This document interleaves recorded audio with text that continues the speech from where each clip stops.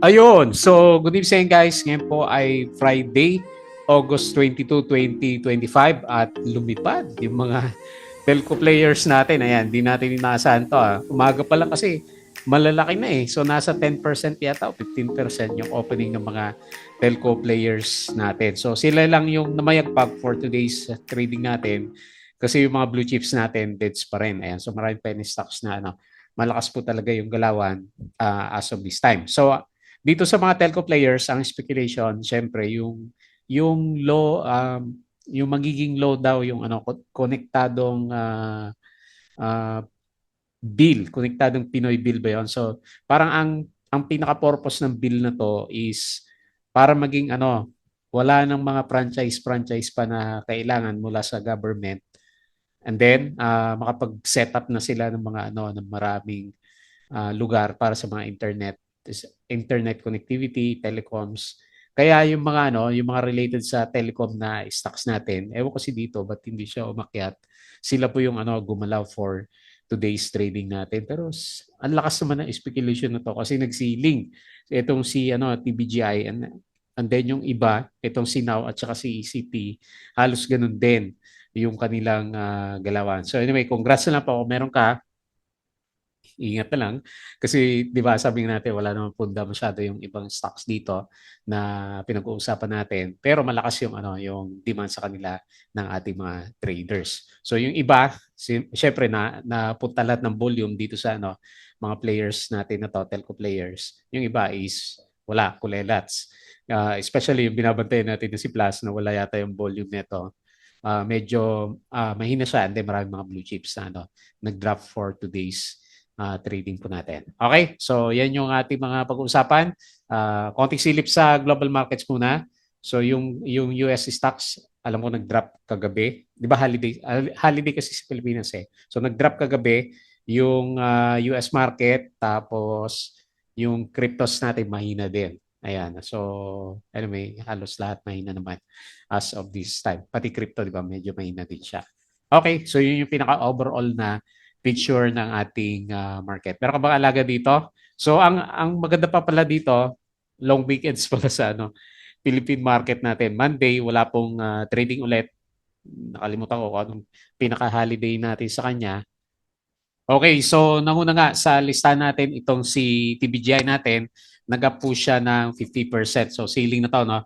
Wala nang question. So talagang binomba at silipin na lang natin kung paano yung pinaka-price action nila.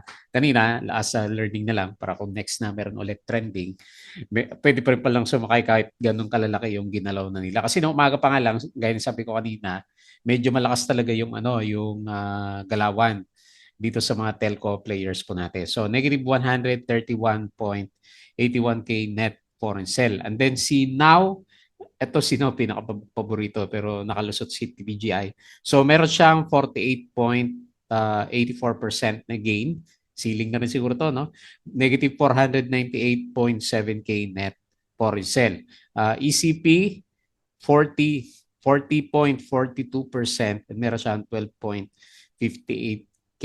Ayan. So, ang di lumusot lang si dito natin. Gumalaw din naman si dito kaya lang hindi ganun kalaki yung kanyang galawan. And then yung iba, so yung mga ibang small caps natin, si Lode, nag-up ng 17.65% mga Subaru. Ang galawan natin ngayon, meron siya 94.65k net foreign buy. Tapos si SCP, ito meron tayong alaga nito, nag-up siya ng 3.91%. Meron siyang 5.13 million net foreign buy. C Plus na binabantayan natin madalas, ayan, no? Nawala yung volume niya, 276.52 million na siya. So, wala siyang wala masyadong gana sa kanya yung traders. Negative 5.11%. Meron siyang 47.19 million net foreign sell. Okay, so mga high flyers po yung pag-uusapan natin. Disclaimer pa rin, as usual, yung ating review is for education purposes lamang. Huwag mong gagamitin to as a reason para mag-buy, sell, or hold ng stocks. And due diligence na lang po kung ano po yung gusto mong bilhin na stocks dito sa market natin kasi may risk po na involved. Ayan. So hindi rin ako nakisabay kanina. So kaya nga tayo, no, nakikinote na lang sa mga telco players. Kasi umaga pa lang medyo mataas eh. And then, inisip ko, para mahaba yung bakasyon eh. Hindi kayo maipit tayo dito. Ayan. So, anyway, mali yung analysis ko sa kanya. And then, dumiretso nga po sila. Okay? So, subscribe ka lang dito para updated ka sa mga reviews natin. Or kung gusto mo, join ka dito sa trading community natin. So, kung gusto makita yung mga trade natin na stocks. Okay? Andito yung mga kasama natin. And then, sa mga nakasubscribe, maraming salamat po dun sa usual viewers natin. Check mo na lang daily uploads. So, parang long weekends, holidays na naman. Company review, sample trade sa market, aral na lang po ulit. Basic indicators, technical analysis, fundamentals yung mga risk management, and PSE stock market studies naman natin. Sa crypto, meron tayong isang vlog, kaka-upload lang natin. So, double check mo na lang si Learn and Learn 360. So, bagong token. So, check mo na lang po yan kung interest ka or follow mo lang po ako dito sa ating Palaboy Trader Crypto ko to sa social media. Follow po ako dito sa Facebook account. Ayan, nandito yung post natin or dito sa Facebook page. Tapos sa Bodega Peak, yung mga articles natin sa local market and punta tayo dito sa Twitter. So, konti lang yung na-post ko dito kasi isa lang naman yung galawan natin, mga telco players po siya. So, dito muna tayo sa pinaka-summary. Nako, mukhang very bad yung premonition ng market natin. Hindi ko pa lang sabi, no? So, nag-close tayo is 0.06%, pero meron ulit tayo net foreign sell. Ghost month na nga. Pakiramdam ko, ghost month na yung market talaga. Ayan, so 721.91 million. So, alam mo na, galawan ng mga penny stocks. And then, mga Subaru stocks natin, yung mga blue chips, pullback muna to mga to. Most likely during this time. Kasi mahina, wala masyadong foreigners dito sa market po natin. Pero ngayon, nag-gain si holding first yung bumagsak. Umakyat naman pala yung iba. Kahit na 0.06 tayo, makyat si property 1.02%, mining and oil 0.47%, industrial 0.9%, and finance mahina pa nga din siya 0.09. Pero ito pinaka-sign natin na medyo mahina nga yung market. Meron tayong 721 million na sell kasi. Ayan, so not so good. Hanap muna tayo ibang source ng income kapag ayaw gumalaw ni Philippine markets natin. Penny stocks, no? Hanap tayo ng mga galawan ng mga penny stocks. Okay, so ito yung pinaka-summary ng market natin dahil pala nalaglag na blue chip. So, nanguna po si Plus, okay, tinabla siya ni SNPF. 5.11%, GGS minus 2.86, Globe minus 2.28, ASN minus 2.18%, AC 1.86%. And then, sa winner, CNPF, nag-bounce. Tama to, no? Double bottom ulit to. 5.5%, Meralco, breakout yata to. 3.01%, Converge, ayan, second day. 2.6%, Aboitiz, Equity, 2.56%, Ali, 2.26%. Okay, so gumalaw yung mga property stocks natin. Okay, so ito yung summary and then, ito na rin yun. So, ang gainers is TVGI now, CNPF, Meralco, Ali, Converge, at saka CA REITs.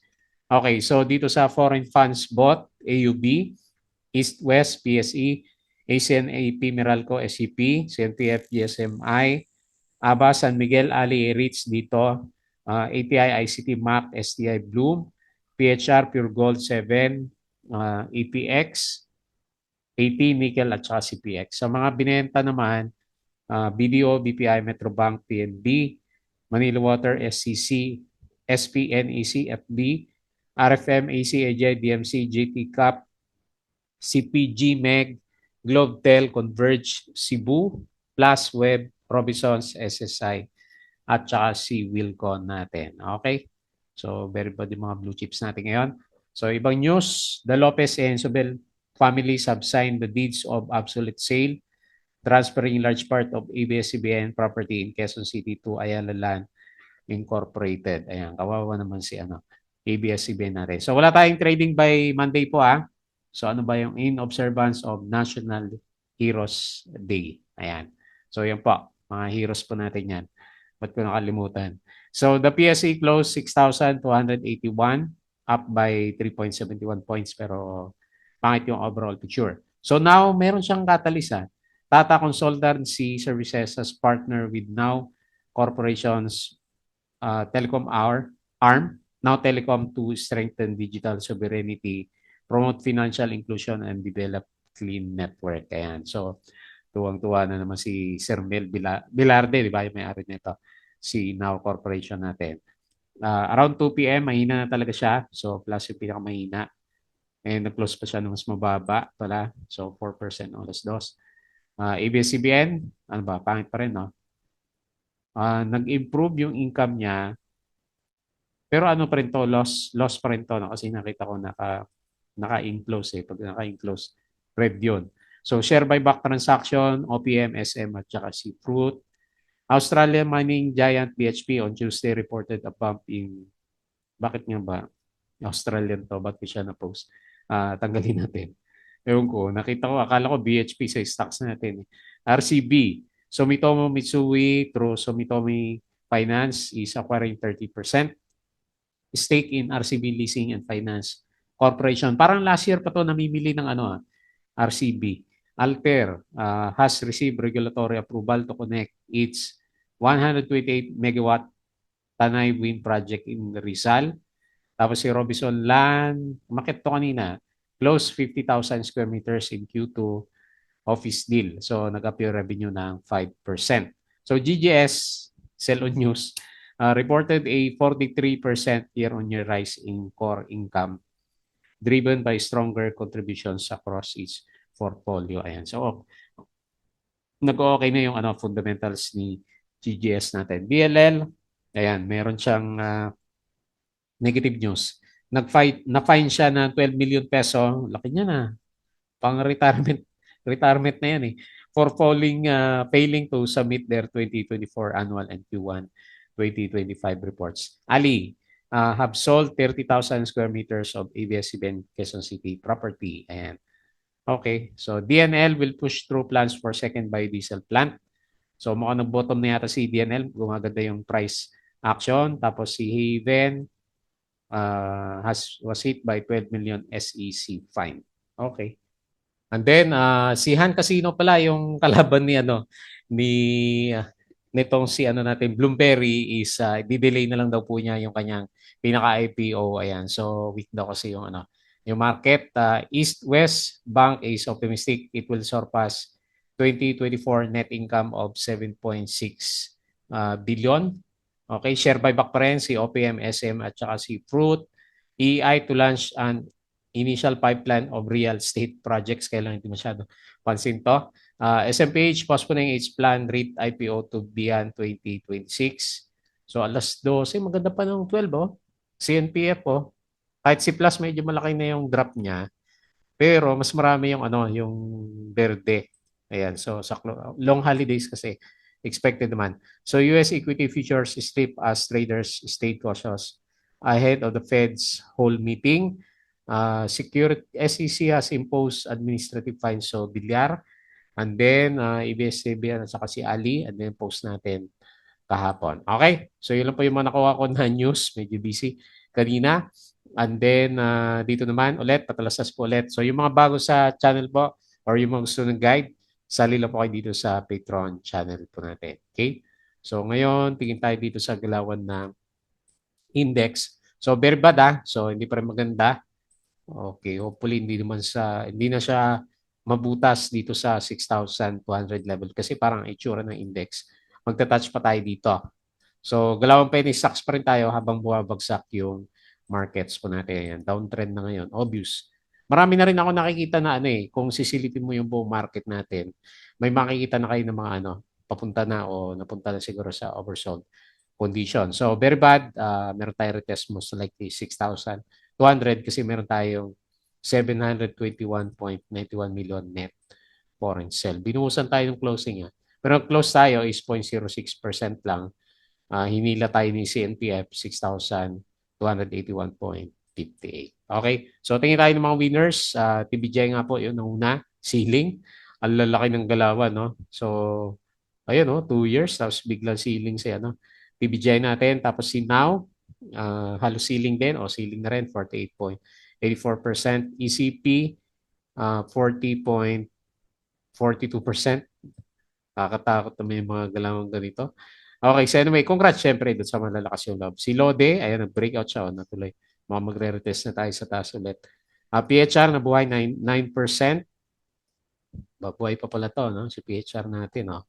Ang daming gumalaw na ano, small caps, oh. Pati si Tech gumalaw din siya, oh. Kahit wala siyang volume, nag-up ng 7.94%. Si NPF, ito yung nagdo-double bottom, 5.5%. SCP, yung alaga naman natin to. Okay, panalo naman kahit pa paano. 3.91%. Si MRC, para, para ang daming nang-hype eh. Hina-hype din si MRC kasi si ano daw, meron daw siyang shares na hawak o siguro may assets siya kay PT&T. So another telco. Ayan. Yan yung nabasa ko kanina eh. So PhilWeb, nag-up 3.38.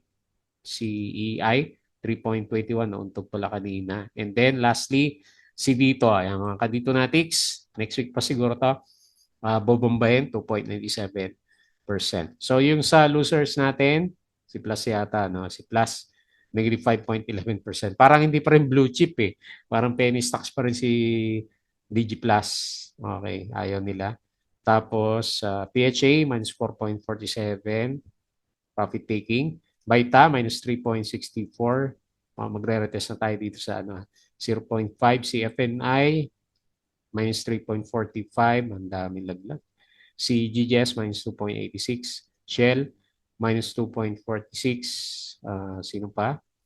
Yung may volume na lang, si AC, minus 1.86. And then si PG, minus 1.54%. Okay? So, ito yung galaw natin. Silip tayo ng konti sa global market. Hopefully, hindi ma-breach yung 6,200 ng index po natin. Okay, so based dito sa galawan natin kahapon, kasi holiday naman sa Philippine markets, siguro, pwede na rin siguro no, kasi pabagsak eh. May epekto din siya kahit papano sa blue chips. So ngayon, pero yung futures yung kahapon laglag, pero ngayon ang futures is okay naman.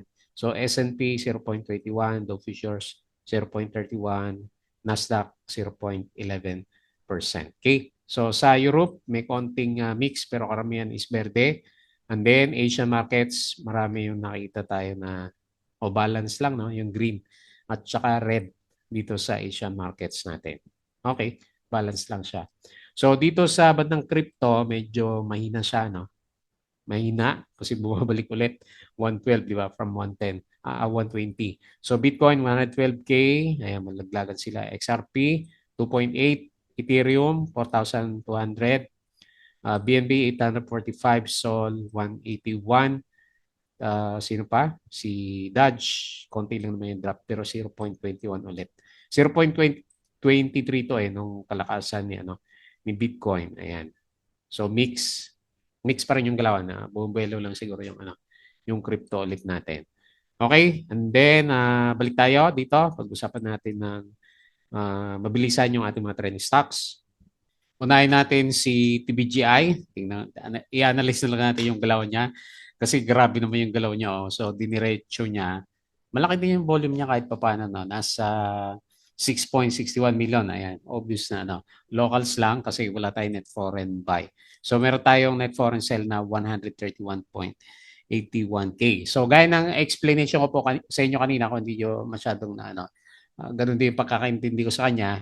So itong sinasabi natin na konektadong Pinoy na to is yun nga pag for review yata daw ni BBM so bago siya maging law. So parang ang gusto nilang mangyari dito yung mga telecoms, internet, telepono kagaya ni na dito siguro is hindi nakakailanganin ng legislative franchise. So wala ng franchise. Ito yung nangyari kay kay AB, dapat pwede rin i-consider si ABS-CBN, no? Kasi ang sinasabi dito, wala na legislative franchise na mangyari. So siguro mag-apply lang ng business yung isang telco player, then pwede na siya magtayo ng mga internets at saka telecom kung especially dun sa mga underserved na areas. Kasi ang pinaka-purpose ng bill na yon, yung mga wala masyadong signal o mahina yung signal, then ma-open yung market. So pwedeng magkaroon ng fair competition. Kasi tatlo lang ngayon, di ba? Si Dito, si Globe at saka si PLDT. Kasi meron nga silang mga franchise. Ayan. So, pwede rin lumaban dyan. Si ABS-CBN din pala, no? Nakalimutan natin. And then, sinasabi nila si TTNT nga. Okay, so yun. Kapag na isa batas yun, wala nang ganon. So, pwede na magtayo kahit sino. Pero iniisip ko din, yung, kaya nga nagkaroon ng mga legislative franchise sa mga telecoms, ah, kaya very few lang yung meron niyan kasi precious nga yung bandwidth. So kung sino yung binigyan ng ng responsibility, under monitoring siya. So kung dadami yan, so yun naman baka hindi nila makontrol sa sobrang dami, di ba? Kasi may may may epekto din sa sa uh, defense, di ba? Security ng bansa. Ayan. So, anyway, sila na magdebate niyan. At antayin na lang natin yung result. So, tingin tayo dito sa chart na 5 minutes na lang pag-aralan natin siya. So, August 22, no? Bigla ng buhay, oh. So, swerte din talaga, oh. Kapag nagko-conso pala yung yung isang stocks ng matagal, January pa to, oh. Tambay ka lang sa kanya. Kailan kasi inabot siya ng halos ilang buwan bago gumalaw ng significant si TBGI natin. So punta tayo sa 5-minute chart. Ayan. So ito, meron siyang uptick dito. August 14, pumipitik na siya last week. No? August 22. Ayan. Anong oras yan? Alas 10. So bigla siyang pumitik ng, kasi syempre ito na yung abutan natin, 18%. Ayan. So in just 10 span of 10 minutes, nag-18%. Ayan. Pero kung nagbabad ka, panalo nga siya. So syempre very very risky naman. So yung first half umakyat na siya ng halos 20%, no? And then sinugunda niya, ayan. So nag 50% si PBGN natin. So malalakas din pala yung volume niya, oh. So hindi na siya nag-sell dito and then dumiretso na yung galaw niya. Nakaramdam na siguro yung iba na puro telco yung pinag-uusapan natin. Okay. So anyway, congrats po. Malamang nakalabas na yung karamihan ng na Ipitski dito kay kay TBJ natin. So ilalagay ko 50%, no. Okay? So yan yung pinaka-support, and then kung meron pa rin hype yung mga natin, mga telco players, is dito ko na lang ilalagay po sa 0.2132. Pero mind nyo, syempre, sabi nga ng mga nabasa ko din, na wala namang punda itong mga stocks na to. So more on speculative siya. Syempre, sila yung benefits kasi sabi nga nila, mga telco players. Okay? So, pabilisan lang po ng kamay pag-eject kay TBGI o kung sino man dito sa mga stocks natin kasi medyo wala nga silang funda. Subaru play tayo as of this time. Okay? So, TBGI, congrats. Next, si Now. Hanap-hanap pa tayo next over the weekends ng yung related sa mga telco players kasi telco lahat yung pinagalaw nila. Okay, so brinik na rin nila, oh. Okay, naging good side pala yung reversal candle natin diyan. So ito na yung pinaka-support natin sa kanya, around 0.53, and itaas natin kasi may isa pa siyang balita, di ba? Si Tata kasama niya sa negosyo niya. O kung ayaw mo naman, kasi mataas din yan, no? Mga 16% yung potential upside niya. Pero yan na lang ilalagay ko sa kanya kasi meron din naman tayo nakikita dito na na trading channel talaga sa kanya dito. Ayan. So yun yung nakita ko sa kanya. Kailang overbought na. Nag-overbought pala bigla yung price action. Ayan. So syempre pag hindi kasi ang catalyst is ma-approve yung konektadong deal. Pero pag hindi na approve, alam mo na yung mangyayari sa Kaya medyo malalaki talaga no? Yung high risk, high reward yung galaw natin. Okay, so 48.84% and 0.64. So sa 5-minute chart, si Now, ganun din. Pero ito maaga pa lang, meron na siya, saglit. Sukatin natin, 18. Para parehas sila, halos 20% yung yung opening nila. Okay, after 10 minutes, nag-18% siya agad. Okay, so yun na lang muna si Now. 498K net foreign sell, 0.64. Pag mga ganito pa naman nagalawan, di ba, 0.6. Siyempre, ang next na isipin mo na, piso na yung yung galawan. Okay, so buhay na naman yung telco natin. Pero bakit si dito hindi sumabay, no? Sabi nga nila. Next, ECP. Ito nga, sini ECP, di ba?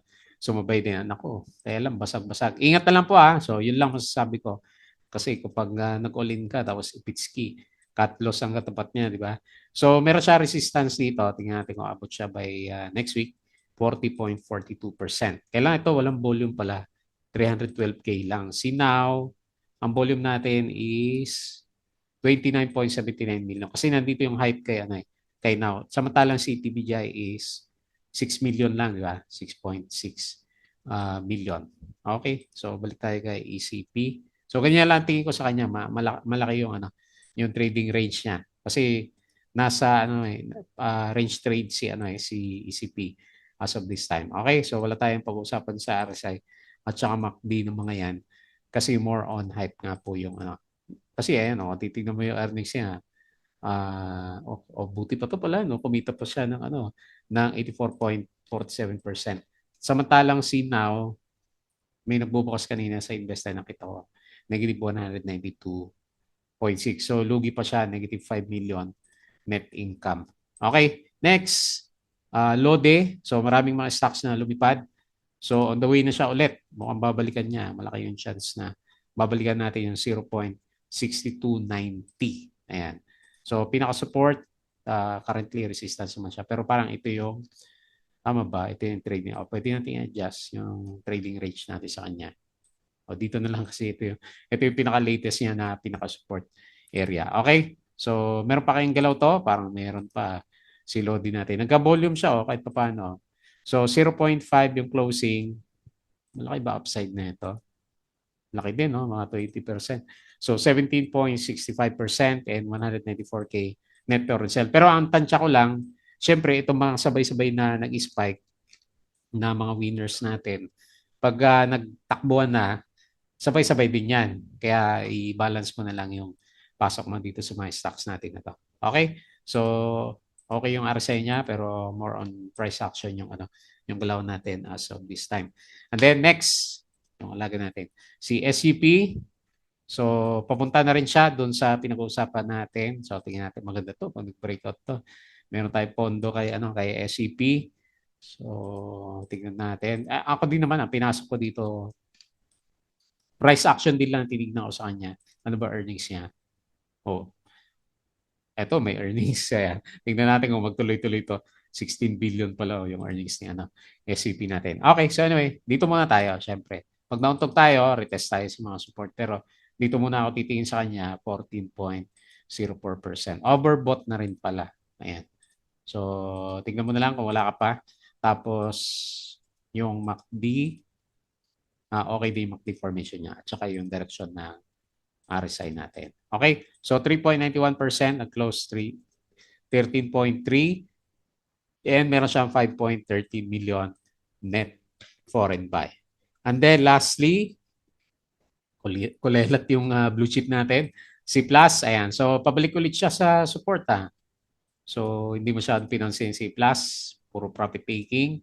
Sakto yung yung trend channel niyo, meron siyang undecided na trend channel. Ayan. So hindi pa natin masabi kung bullish dahil nagpo-pullback siya. Kinakain niya yung yung gains niya nung tama ba Tuesday, Wednesday, no? Tuesday kinain din niya from the last 2 days of trading natin. Yung MACD niya medyo maganda pa yung itsura ng MACD pero yung RSI niya so nauuntog na siya. Nauuntog na siya dito sa RSI 50 level. Okay, so wala munang masaya para kay Plus, 26.9, 5.11% and 47.19 million net foreign sell. Ayan, mukhang mahirap na itulak si Plus natin. Especially may pinagkakabalahan ng mga telco players, yung mga traders po natin. Okay, so yun na lang muna. Long weekends naman pala tayo. Mag-vlog na lang tayo ng iba for the coming long weekends. Check mo yung vlog natin. Meron akong titignan na discussions natin sa mga ibang source ng income natin.